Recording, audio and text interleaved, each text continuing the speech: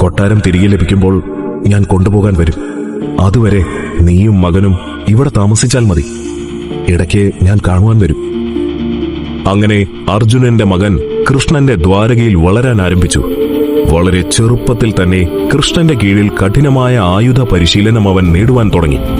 മുതിർന്ന യോദ്ധാക്കൾ പഠിക്കുന്ന പല മുറകളും അവൻ ചെറുപ്രായത്തിൽ പഠിക്കുവാൻ തുടങ്ങി.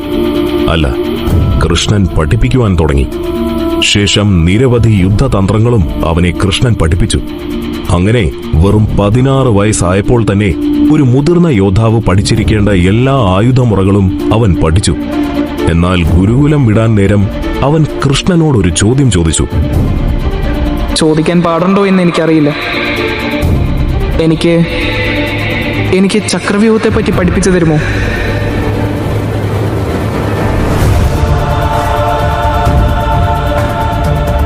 അങ്ങനെ നിമിഷങ്ങൾക്കുള്ളിൽ അഭിമന്യു ചക്രവ്യൂഹത്തിനകത്ത് കയറി. ചക്രവ്യൂഹം ഉടൻ തന്നെ അടച്ചു.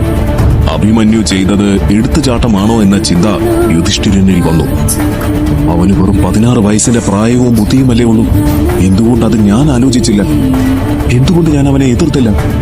എന്തോ ഒരു കുറ്റബോധം അയാളിൽ വന്നു. അഭിമന്യുവിന് ആ 4 വശത്തു നിന്നുമുള്ള ആക്രമണം ഒരു അനുഗ്രഹമായിരുന്നു. അയാൾ 4 ദിശകളിലുമുള്ള ശത്രുക്കളോട് ഒരേ സമയം പോരാടി. അതൊരു യുദ്ധമല്ല, നൃത്തമായിരുന്നു. മരണത്തിന്റെ നൃത്തം. നിമിഷ നേരം കൊണ്ട് ചക്രവ്യൂഹത്തിന്റെ താളം തന്നെ അയാൾ തെറ്റിച്ചു. യുദ്ധത്തിലെ നിയമങ്ങൾ മാറ്റിവെച്ച് അവർ അഭിമന്യുവിനെതിരെ പോരാടാൻ തുടങ്ങി. ശേഷം എല്ലാവരും കൂട്ടമായി അയാളെ ആക്രമിക്കുവാൻ ആരംഭിച്ചു. അയാളുടെ ആയുധം കയ്യിൽ നിന്നും തെറിച്ചുപോയി.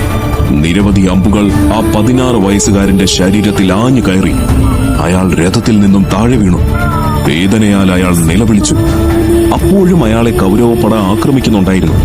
പെട്ടെന്നായിരുന്നു ആ ശബ്ദം അവരെ ഞെട്ടിച്ചത്. എന്നാൽ ശബ്ദത്തേക്കാൾ ഉപരി ആ കാഴ്ച അവരെ ഭയപ്പെടുത്തി. അഭിമന്യു രഥത്തിന്റെ ചക്രമേന്തി നിൽക്കുന്നു. എല്ലാവരുടെയും ഉള്ളിൽ ആ കാഴ്ച ഭീതി നിറച്ചു.